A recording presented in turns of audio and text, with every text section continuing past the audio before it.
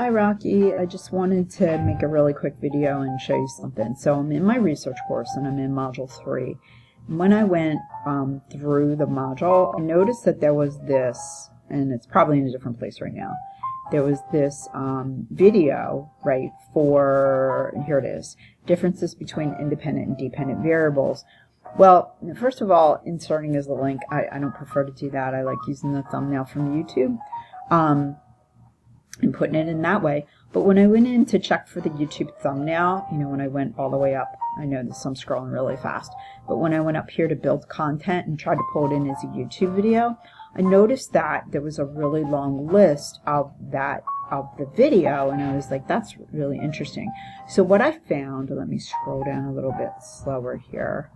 What I found was actually there was a new update added for the video last summer where they chunked the video out into more manageable chunks for students and for student learning. So instead of having like an almost 7 or 8 minute video, it chunked it out into digestible parts for the students.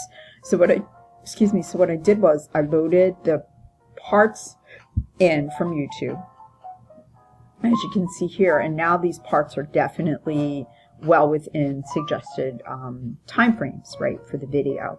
And then what I did, and I'll show you really quickly, if I put my student view on, I'm going to get rid of my edit mode view. Okay, so if I put my student view on, it takes a minute, what you'll see is when I scroll down, you will only see, or you would only see as a student, the first video, and then I'm encouraging the students to move forward with the videos because a little box will come up here that says it's like review, right? So unreviewed. So I want to click unreviewed. So if I click unreview for that in the student view, I'll take a minute.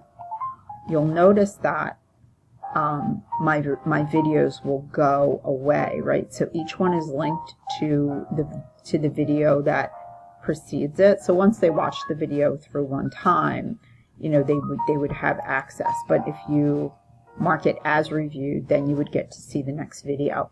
I'd be really happy to show you if you think this is something that you want to try with your students and you think it would be meaningful for them. I just think it's going to help them with progression of the video, and I have little little comments on there, like, you know, like it's like binge watching, you know, like here, keep watching for video 2, and then, you know, basically, you know, you want to watch more, you know, and then binge watching on the 4th one to keep kind of, you know, pushing them forward, and then the last video shows the piece with the minions. I just think this is a way too that we can be sure that the students are watching them, because if they click review, you know, we get a notification in the analytics that they click the review.